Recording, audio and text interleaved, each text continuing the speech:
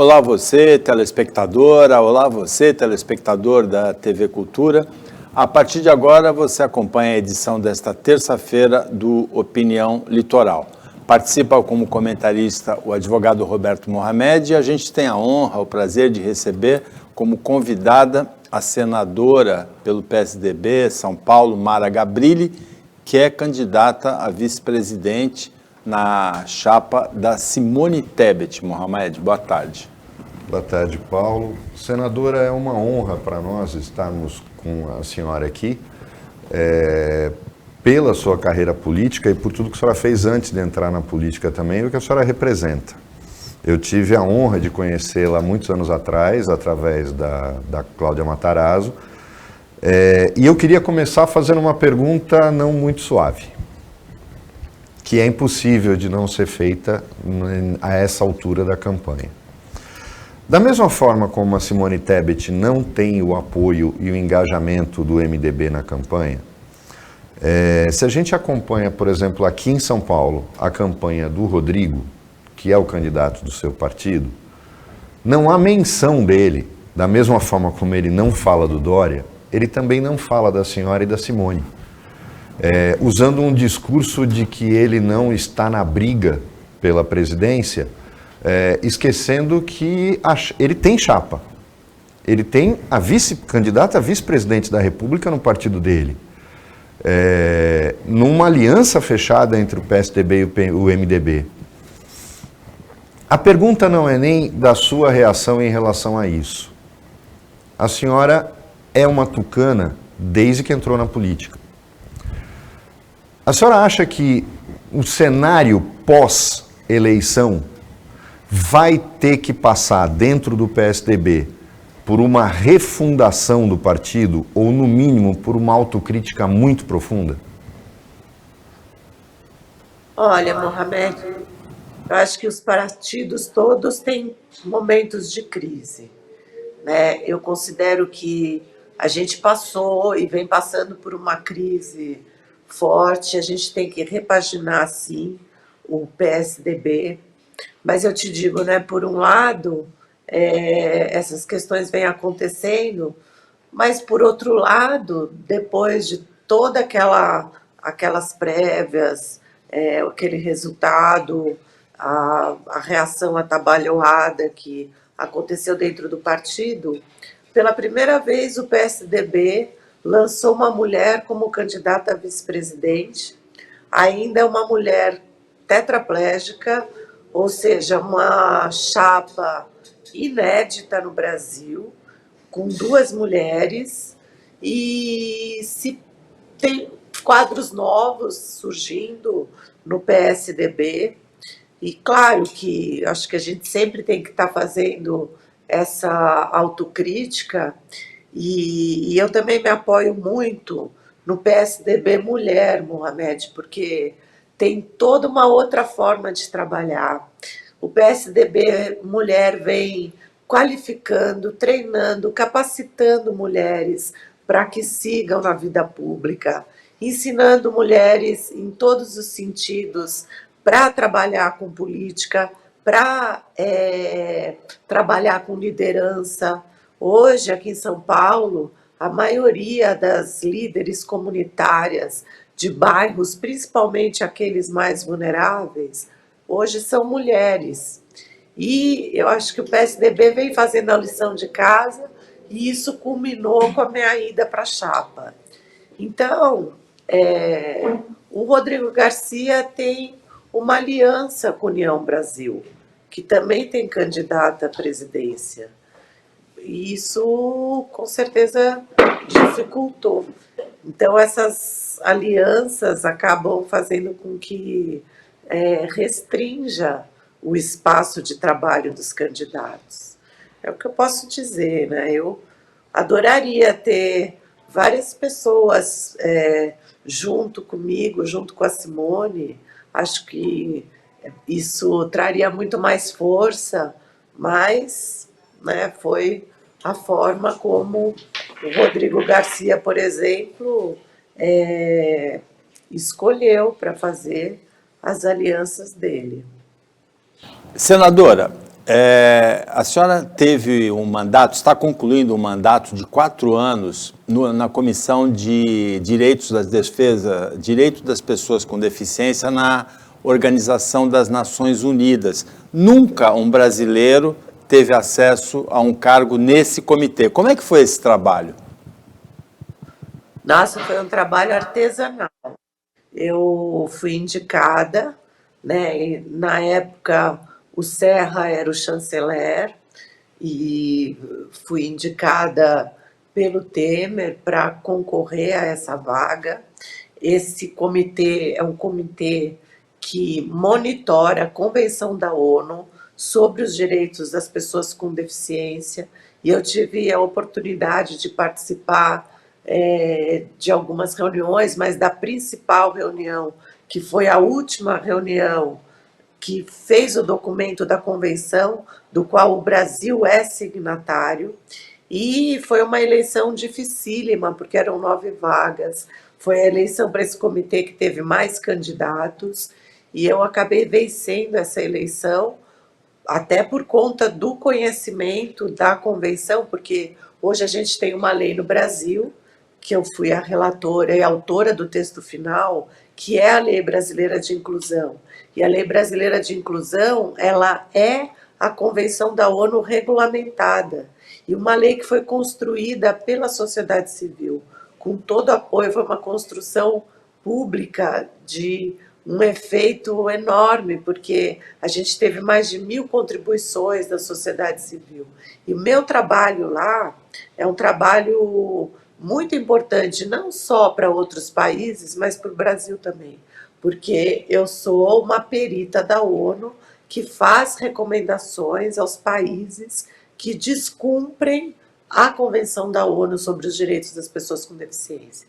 E eu posso trazer não só histórias de sucesso para o Brasil, mas também mostrar para o resto do mundo coisas que o Brasil tem para mostrar, e histórias de sucesso do Brasil também, como, por exemplo, a lei, que muitas vezes ela é citada, inclusive nas nossas reuniões do comitê, eles dizem, puxa, nós não somos um Brasil que tem uma lei brasileira de inclusão, que é uma lei moderna, uma lei reconhecida mundialmente, e que é um dos trabalhos que eu e a Simone temos como de total importância, já que inclusão é um dos pilares do nosso plano de governo, é fazer com que a Lei Brasileira de Inclusão seja cumprida na sua íntegra. Então, essa troca com outros países, com outros membros do comitê, cada um vem de um lugar diferente, com uma deficiência diferente, com certeza isso engrandeceu muito o meu repertório de conhecimento na área de inclusão. Senadora, tem uma coisa muito curiosa, porque a gente fala muito da questão do aumento da participação das mulheres na política, mas o Senado tem se mostrado um palco mais frutífero. Se a gente olhar para os últimos anos, foi no Senado que nós tivemos grandes lideranças, seja no governo Lula ou no governo da Dilma, Heloísa Helena, Marina Silva, a senhora Simone Tebet. O Senado é um palco mais fácil para que a gente tenha esse surgimento de lideranças femininas, porque são de qualidade, inegável. É porque o Senado tem uma característica de ser menos selvagem do que a Câmara Federal, e aí ele permite que se mostre um trabalho quando a pessoa tem conteúdo. A senhora vê assim? Olha, eu vejo assim, acho que é um espaço onde a gente tem mais espaço, sim, para mostrar o trabalho, até por sermos menos pessoas do que na Câmara. Mas assim, você falou de mulheres que eu acho que se sobressairiam se estivessem na Câmara também. E isso já aconteceu. Mas o Senado teve essa característica agora de ter, por exemplo, uma bancada feminina inédita, né? A Simone Tebet foi a primeira líder da bancada feminina. Hoje a Elisiane Gama, que também é uma mulher que vem se sobressaindo, vem mostrando o quanto seu trabalho é importante. Acho que o Senado nos proporciona esse espaço de diálogo maior. E acredito que quando a gente chega no Senado, depois de uma longa trajetória política, que é o caso de todas essas mulheres que você falou, inclusive de mim, acho que vai empoderando, a ponto, por exemplo, da Simone ter sido a primeira mulher a ser candidata à presidência do Senado, depois de mais de 190 anos, né? E a primeira mulher a ser presidente da CCJ, que é considerada uma das principais comissões do Senado. E eu, por exemplo, fui a primeira mulher, ainda tetraplégica, mas a primeira mulher a assumir um cargo administrativo na mesa diretora da Câmara. Até porque antes disso não tinha nem acesso para chegar na mesa diretora da Câmara. E também fui a primeira mulher a assumir esse cargo lá na Câmara Federal. Então, eu acho que tem a ver, sim, com o espaço do Senado, mas tem a ver com a característica das mulheres que você mencionou. Por outro lado, senadora, o Senado tem esse lado, tem essa aura, tem essa imagem de ser um palco para ex-governadores, para políticos em final de carreira. Existe isso? Também é real essa imagem? Corresponde à realidade vivida lá? Tem político em final de carreira, Paulo, em todos os espaços. Tem muito político em final de carreira, que, aliás, já devia ter aposentado. E eu não acho que o Senado seja característico disso. Você sabe que o Senado, nessa legislatura, ele se mostrou um Senado até mais jovem, né? Diferente de outras legislaturas. Então, eu não vejo como final de carreira, pode ser para alguns, mas acredito que para a maioria não. Para a maioria é um espaço, e eu vou te dizer, eu comecei como, né, secretária municipal, depois eu fui vereadora, deputada federal, e quando eu cheguei no Senado, os espaços de trabalho para conseguir trabalhar, para conseguir fazer, foram crescendo. E eu digo que o Senado tem sido o espaço onde eu mais consigo produzir, onde eu mais tenho conseguido produzir e realizar, com toda a dificuldade, com toda a situação do país.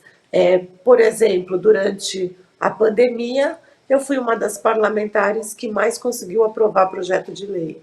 Então, eu tenho enxergado o Senado e observar, né, a consultoria, por exemplo, do Senado, a consultoria legislativa, o nível dessas pessoas, a possibilidade da gente ter o Data Senado, que pode nos subsidiar com informações para fazer projeto de lei. Então, tudo isso me surpreendeu no Senado como uma casa de muita possibilidade de produção. Se você quer realmente produzir, o Senado é um espaço perfeito para isso. Senadora, agora a gente vai ter que entrar no terreno inóspito desta campanha eleitoral. O presidente Bolsonaro acabou de discursar na ONU e parecia mais que ele estava fazendo um discurso de campanha na Academia Militar das Agulhas Negras.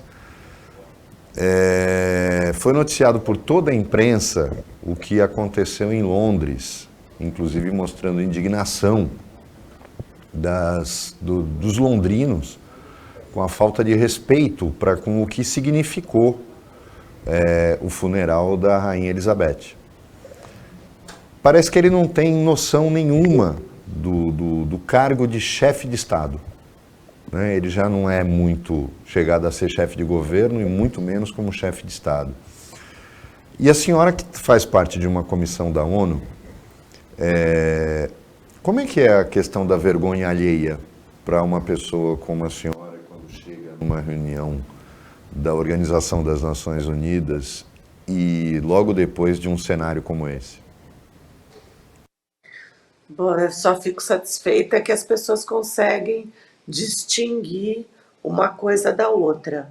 Mas eu te confesso que, além da vergonha que eu estou passando essa semana, uma vergonha porque eu sou uma pessoa devota do meu país, eu tenho patriotismo, e isso que o Bolsonaro está fazendo.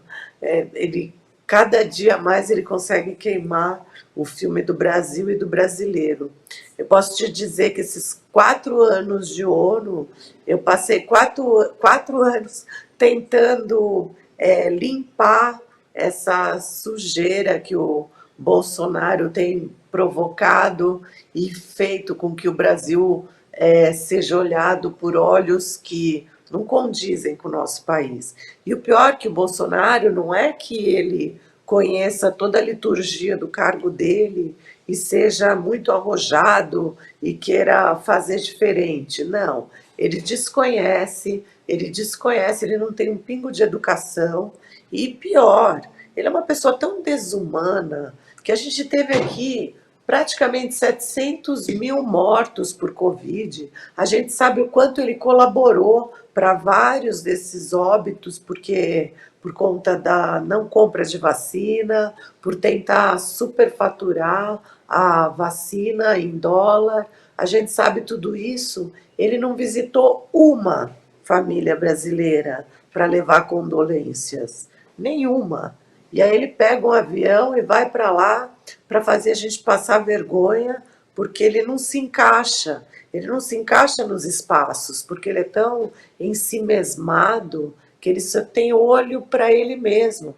Então ele demonstra cada vez mais que o objetivo dele é um projeto de poder pessoal, junto com a bolha dele, e infelizmente faz com que a gente passe vergonha mesmo.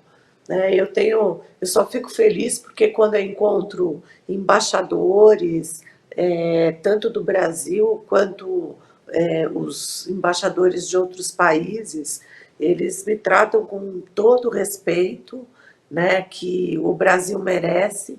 O Brasil sempre foi um país que esteve à frente de causas humanitárias e de outras questões. O Brasil sempre foi ouvido pelos diplomatas e embaixadores de outros lugares. E por mais que ele tente estragar essa imagem do Brasil, ele não vai conseguir. Ele dá uma maculada, mas assim, ele está estragando a imagem dele mesmo, da família dele, dos seguidores dele, e logo, logo a gente vai virar esse jogo e nossa imagem lá fora vai voltar a ser uma imagem de um país decente, de um país que tem pessoas trabalhadoras, um país acolhedor e um país amoroso e respeitador. O Opinião 2.0 para o intervalo bem rapidinho. Fica aí que a gente volta já já.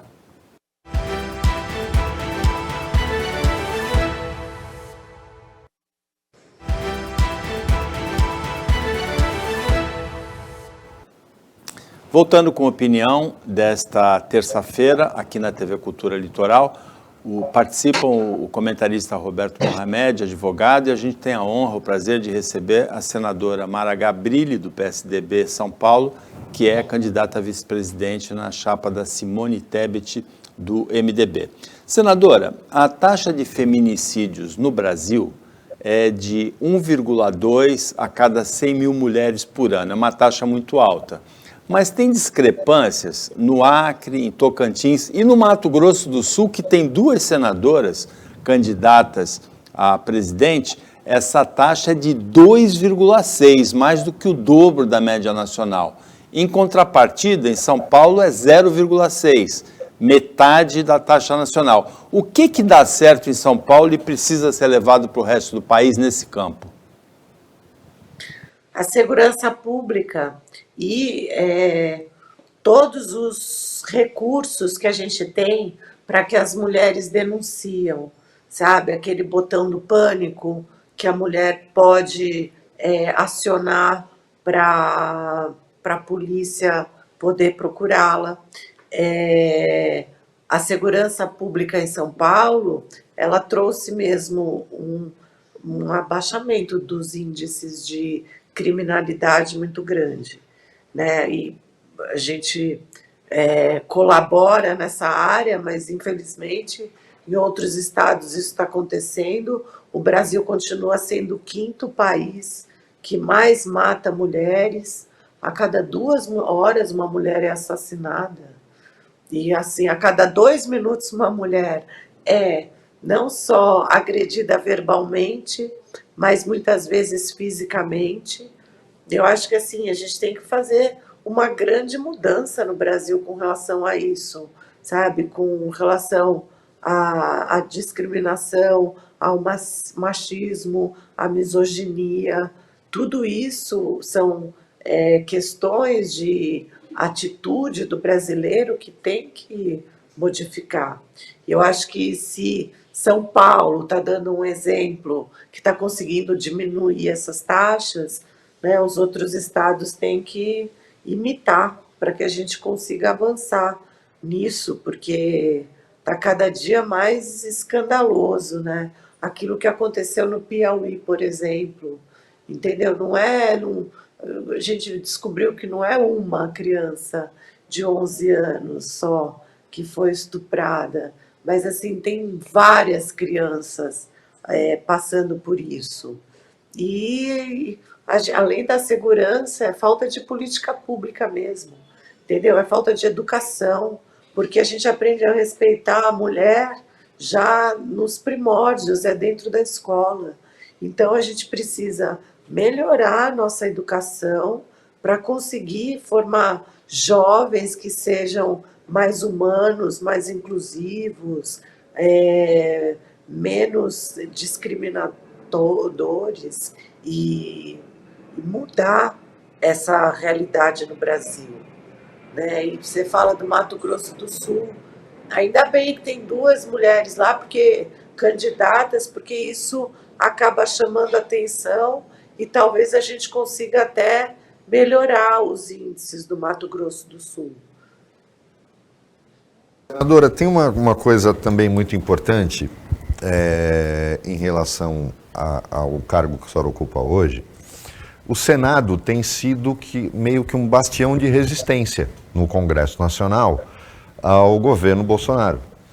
É onde ele tem mais dificuldades de fazer qualquer tipo de rolo compressor. Ele não consegue. Enquanto que na Câmara, com o Centrão, ele tem uma margem de manobra com folga para aprovar o que manda, o índice de aprovação de medidas do governo do Senado é o mais baixo da história recente.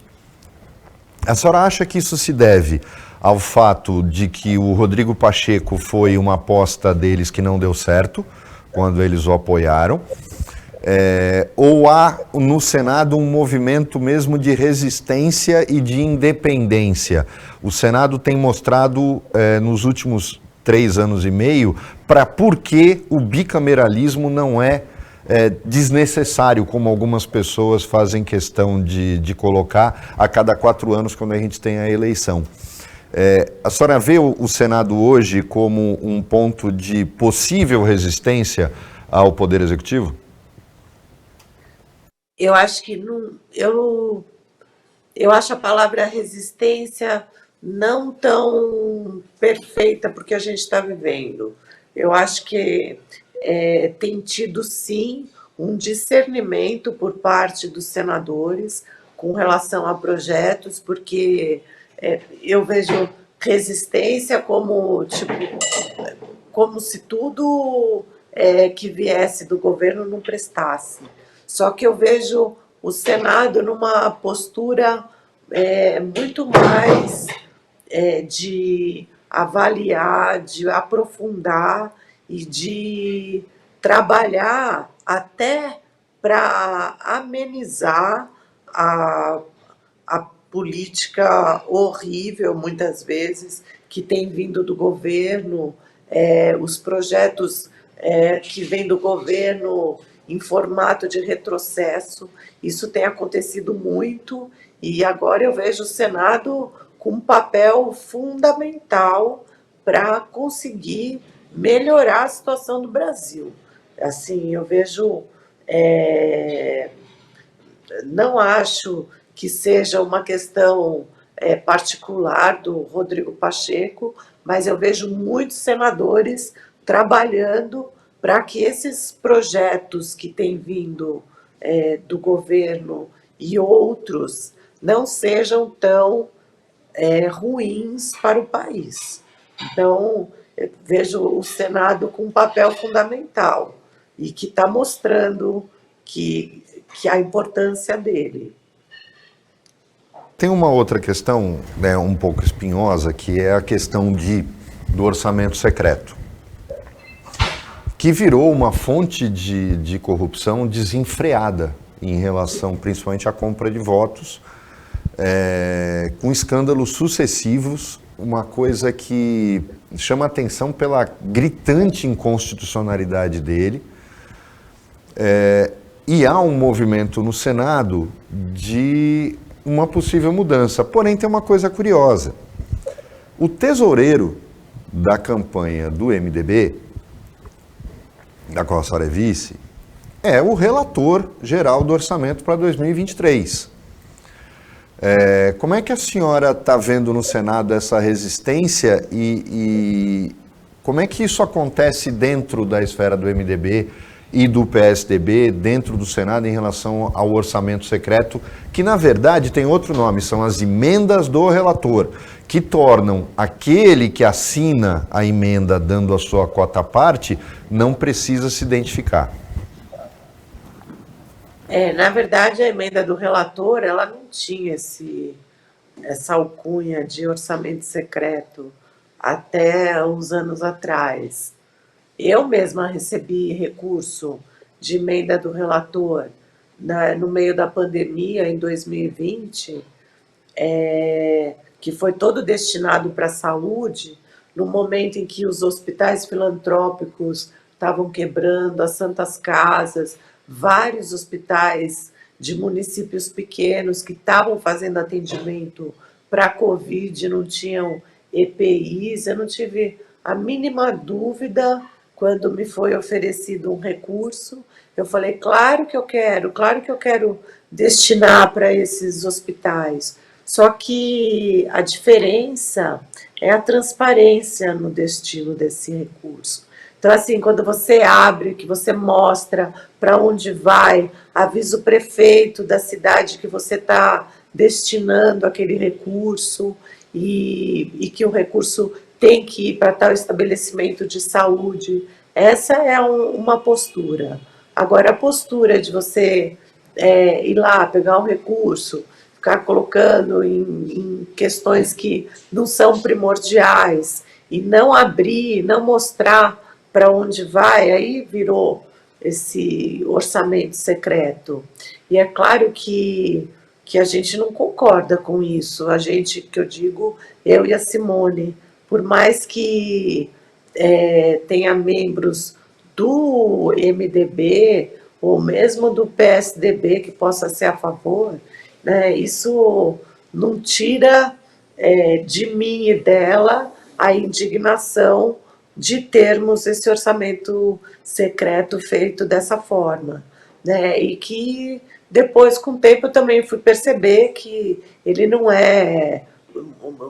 tem uma distribuição equânime, ele vai para alguns senadores e para outros não, né? E no caso, por exemplo, do último ano, quem não votou no presidente Pacheco e votou na Simone, não recebeu. Então ele virou um orçamento que você pode manipular, que você pode negociar e que você não precisava anteriormente mostrar para onde ia.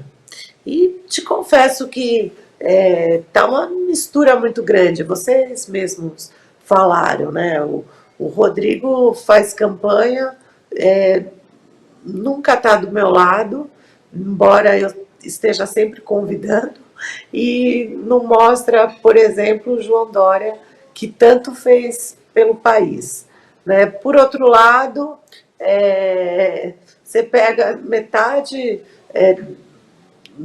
uma parte do MDB nunca quis que a Simone Tebet fosse candidata, né? E eles têm lá as razões dele, assim como o PSDB também teve suas razões para não querer que o Dória fosse o candidato à presidência da República. E então, assim, alguns políticos têm mais interesse em fazer bancadas grandes, em ter o maior recurso para a campanha eleitoral e está mais preocupado nesses projetos pessoais do que no próprio país. É assim que eu enxergo. Senadora, faltam 12 dias para a eleição. A pesquisa IPEC de ontem mostrou o Lula com 47%, o Bolsonaro com 31%, o Ciro Gomes com 7% e a chapa Simone Tebet, Mara Gabrilli, com 5%. Qual é o caminho da terceira via até o dia 2 de outubro? É continuar tentando fazer com que o brasileiro conheça nossas propostas, que o brasileiro não caia nessa de voto útil, que não tem nada mais inútil para o Brasil do que ter que optar pelo menos pior. E que a gente tem que olhar para o passado, o que a gente vem vivendo. E assim, o Lula, junto com o PT, traz a mácula da corrupção, que foi o maior escândalo de corrupção já vivido. E não é possível, porque muitas das pessoas que votaram no Lula no passado estão passando fome. E o Bolsonaro traz o negacionismo, traz a falta de vacina, o desdém às pessoas que estão passando fome, traz o desrespeito à mulher, traz o desrespeito à comunidade LGBTQIA+, e muitos outros, traz desrespeito ao país, traz desrespeito ao povo brasileiro, um homem que não tem um pingo de empatia. Então, a terceira via está tentando se mostrar como um caminho de esperança, um caminho sem ódio, sem querer dividir o Brasil com ódio, pelo contrário, unir o Brasil com amor. Eu e a Simone somos ficha limpas, de verdade, e isso faz diferença. E é uma possibilidade que nós estamos oferecendo ao país, para o país conhecer uma chapa vanguarda, totalmente feminina, ainda com uma mulher tetraplégica na chapa, que é outra coisa inédita, que a gente está falando de um Brasil que tem 24% de sua população com algum tipo de deficiência, são 45 milhões, segundo o censo 2010, e se a gente contar mais os 15 milhões de pessoas que têm alguma doença rara, olha o contingente de pessoas que a gente está falando, quando a gente fala de um pilar forte, de levar a inclusão para o mais alto escalão da República. E quando a gente fala de inclusão, a gente tem que perpassar por todas as pastas, a gente tem que falar de educação, a gente tem que falar de trabalho, a gente tem que falar de saúde, a gente tem que falar de transporte, de infraestrutura urbana, tem que falar de cultura, de esporte, ou seja, a inclusão está em todos os setores. E eu estou falando da inclusão da pessoa com deficiência, mas isso inclui a inclusão da população negra, da população originária, indígena, quilombolas, da população que vive na comunidade ribeirinha, que pouco acesso à saúde tem, a população idosa. A gente está envelhecendo e a gente quer envelhecer com dignidade. E aí chega uma hora que a gente vai precisar de todos esses recursos que são imprescindíveis para uma pessoa com deficiência conseguir sair de casa. Porque chega uma hora a gente vai ouvir menos, vai enxergar menos, vai raciocinar de forma mais lenta, vai ter mobilidade reduzida e vai precisar desses recursos. E pior, pouquíssimos falam, por exemplo, das mães cuidadoras, que toda pessoa com deficiência tem alguém que cuida. E a gente não tem ainda no Brasil uma política de cuidados, nem para as pessoas com deficiência, nem para as pessoas com doenças crônicas raras ou para os idosos. E é outro item que está no nosso plano de governo, que é cuidar de gente mesmo, sabe? A gente não acredita num país se desenvolvendo, deixando aqueles mais vulneráveis para trás. Opinião 2.0 volta depois do intervalo, bem rapidinho. Tá bom.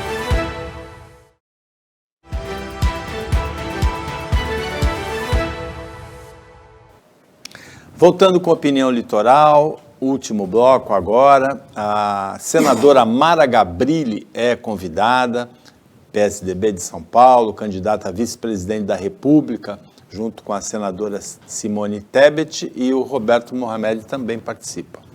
Senadora, a gente estava falando dessa questão do empoderamento do espaço do Senado, e a gente tem que falar, lógico, do dia seguinte à eleição. A possibilidade de que a chapa de vocês duas chegue em terceiro lugar, ela é real.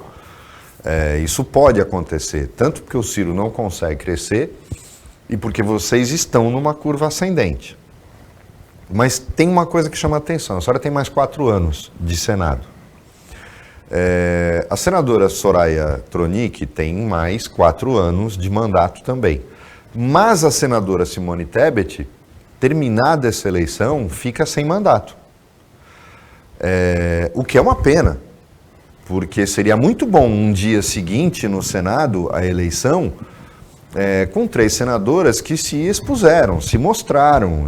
Por mais que a gente discorde do que aconteceu no União Brasil, que não é pelo que a Soraya poderia trazer de votos à chapa de vocês, mas o que o União Brasil, em termos de recursos e tempo de TV, poderia ter trazido para a terceira via, se o seu presidente não se preocupasse única e exclusivamente com o fundo eleitoral e não ter que dividi-lo com ninguém. Ele parece aquele dono da bola que não quer que ninguém jogue. Na verdade, traiu a ideia e o compromisso da terceira via.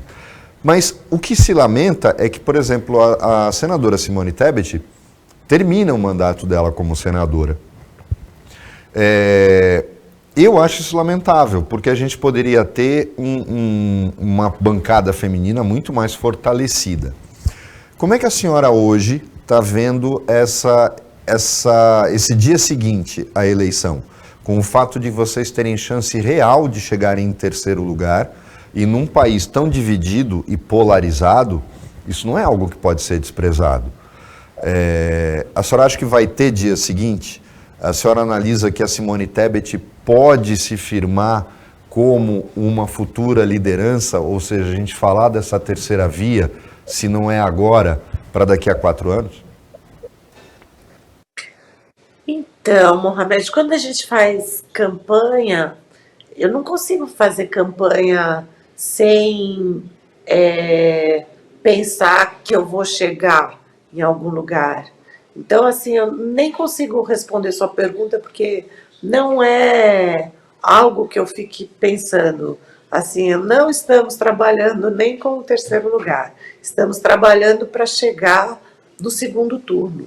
E, assim, se a gente não trabalhar para isso, nem teria valido a pena começar. Então, eu só consigo responder isso para você depois das eleições.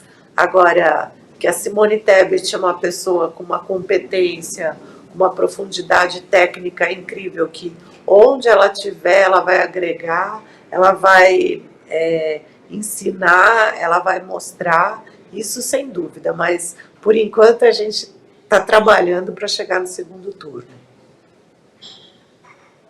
Um pouquinho de um Brasil que deu certo na principal área de atuação da Mara Gabrilli, que é o das pessoas com deficiência. O Brasil não é uma potência olímpica, mas é uma potência paralímpica.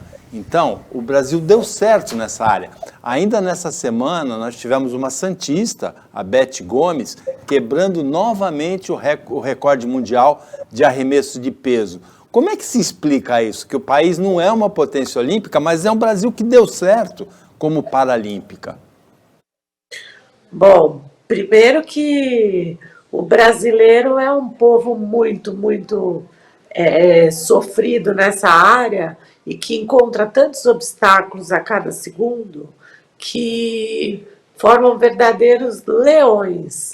Depois que a Lei Brasileira de Inclusão conseguiu triplicar o valor do recurso vindo das loterias para o paradesporto. Isso fez com que a gente pudesse custear o Centro Paralímpico aqui em São Paulo e pudesse qualificar atletas por todo o Brasil. Então, a Lei Brasileira de Inclusão fez uma diferença muito grande na vida desses jovens, desses adultos do paradesporto, que são verdadeiros exemplos e que trouxeram mais de 70 medalhas, né, para o Brasil, enquanto que os atletas olímpicos trouxeram 20 e poucas. É uma diferença bem gritante. E a gente ainda pretende chegar mais longe, né? E eu até sugiro que as pessoas conheçam o nosso CPB, o Centro Paralímpico Brasileiro, que tem como presidente o Misael Conrado, que foi um dos maiores jogadores de futebol de cegos do mundo. Hoje, assim, o mundo se espelha no Misael e ele ainda é um grande gestor e fez um trabalho maravilhoso à frente na presidência do CPB, trazendo cada vez mais atletas de alto rendimento e atletas que são medalhistas para o Brasil. Então, o Brasil realmente nessa área está dando certo. Senador, obrigado pela participação no Opinião Litoral desta terça-feira. Foi uma honra, é um prazer conversar com a senadora aqui e muito boa sorte na continuidade da carreira. Obrigada, Paulo, obrigada, Mohamed, obrigada a vocês da cultura, muito obrigada, Sam. Mohamed, qual a impressão que você leva da senadora? Olha, eu acho que São Paulo é um estado privilegiado, porque do mesmo jeito que a gente elege um tiririca da vida, a gente elege uma Mara Gabrilli, né? E aí o cravo e a ferradura não têm o mesmo peso. É lógico que para nós, ter o orgulho de ter uma senadora como a Mara é muito maior do que a vergonha de ter um deputado como o Tiririca. Por falar em vergonha, a participação do presidente Jair Bolsonaro no funeral da Rainha Elizabeth provocou muita polêmica pelo mundo todo, né? É uma vergonha. A senadora falou essa questão de ter a vergonha alheia, mas ele faz isso o tempo todo. Ele não tem a menor noção da liturgia do cargo, ele não tem a menor noção do que é ser presidente da República. E sabe o que me espanta mais, o Paulo? Que quando você olha as pesquisas eleitorais, o filho dele, o Huguinho, o mais velho, que é deputado por São Paulo, que não fez nada pelo Estado, muito menos pela nossa região, é o segundo colocado nas pesquisas para deputado federal em Santos, na Baixada Santista. Então a gente fala de vergonha alheia do Brasil em relação ao Bolsonaro. Eu tenho vergonha numa hora dessa de ser santista. O segundo colocado nas pesquisas para deputado federal é o Huguinho, o filho mais velho do Bolsonaro, o cara que nunca olhou para a nossa região. Eu lembro até hoje do Aloysio Azevedo, no Opinião, quando ele falava que a nossa região, a Baixada, não era para amadores. E realmente não é para amador. Por isso que, às vezes, quando eu converso com gente que quer investir aqui, eu falo, cuidado. O santista é aquele cara, e quando eu falo santista, é o pessoal da Baixada, mas principalmente o santista. Ele gasta R$200 uma noite em São Paulo. Se ele gastar 50 aqui, ele diz que o empresário é ladrão e quer ficar rico, às custas dele. Eu acho, às vezes, que a minha opinião, na verdade, é uma certeza. Nós somos medíocres. É uma pena que nós sejamos tão medíocres.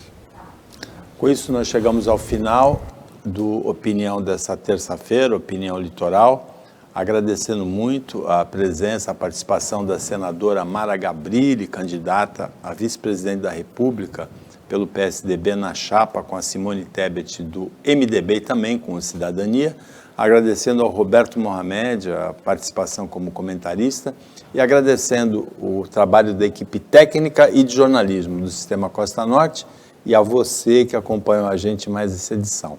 Até amanhã, nesse mesmo horário de 1h25, na hora do almoço, pouco depois da meia-noite na reapresentação, e uma ótima terça-feira para você que você merece.